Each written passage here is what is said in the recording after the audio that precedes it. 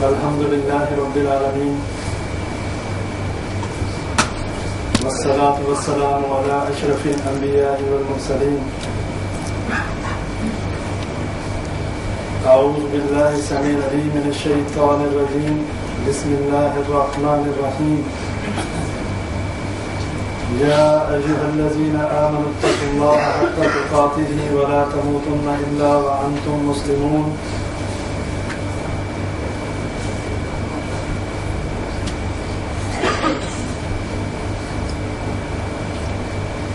يا أيها الذين آمنوا اتقوا الله وقولوا قولا سديدا يصلح لكم أعمالكم ويغفر لكم ذنوبكم ومن يطع الله ورسوله فقد فاز فوزا عظيما.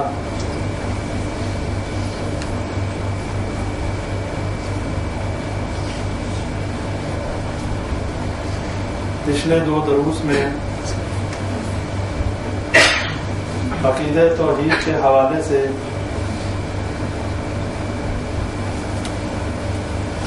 جو چیز بیان کی گئی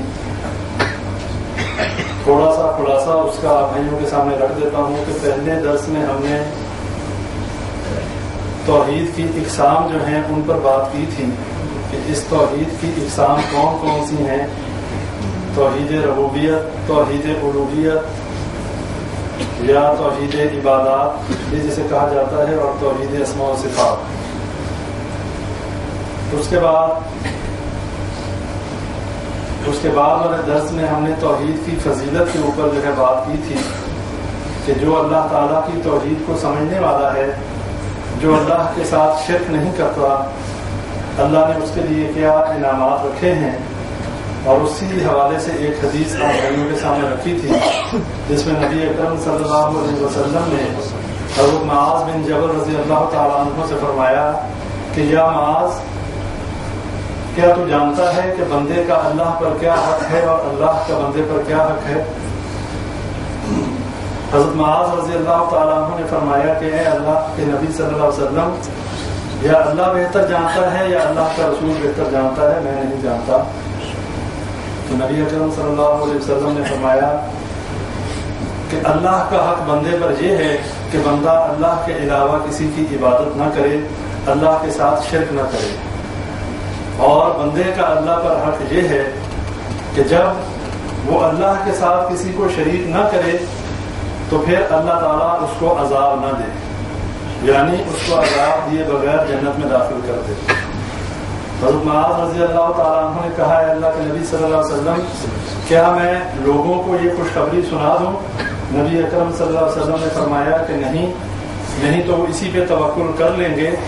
اور حضرت معاذ رضی اللہ تعالیٰ عنہ نے اپنے فوت ہونے کے وقت یہ حدیث لوگوں کو بیان کی، کہیں کتمان دین کے مجرم نہ بن جائیں.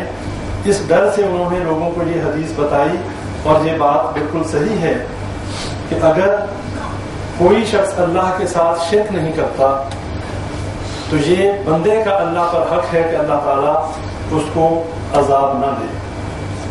اور شرک کے علاوہ اگر وہ اور گناہ کرتا ہے، اللہ چاہے اپنی رحمت سے معاف کر دے اور جنت میں ڈائریکٹ بھیج دے، اور اگر اللہ چاہے ان گناہوں کی سزا دینے کے بعد جنت میں بھیج دے. لیکن جو شخص اللہ کے ساتھ شرک کرتا ہے اور اسی شرک پہ مر جاتا ہے، اس کے لیے اللہ نے جنت کو حرام کر دیا.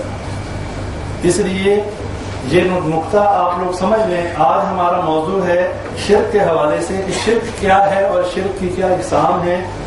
اس حوالے سے تھوڑی بہت بات کریں گے، اور یہ کافی تفصیلی موضوع ہے شرک کے حوالے سے. یہ اگلے دروس میں انشاءاللہ اس کو کوشش کریں گے یہ ختم ہو اور ہماری سمجھ میں یہ آئے کہ کون کون سے کام جو ہیں وہ شرک ہیں. اللہ تعالیٰ سے دعا کریں کہ اللہ تعالیٰ مجھے حق بات کہنے اور آپ لوگوں کو سننے اور ہم سب کو اس پر عمل کرنے کی توفیق عطا فرمائے.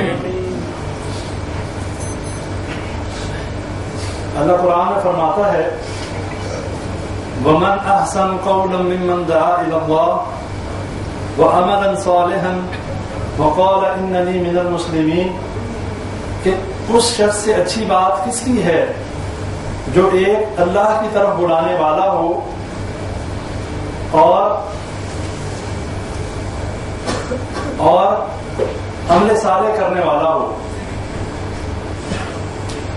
وقال اننی من المسلمین، اور یہ کہنے والا ہو کہ میں مسلمانوں میں سے ہوں.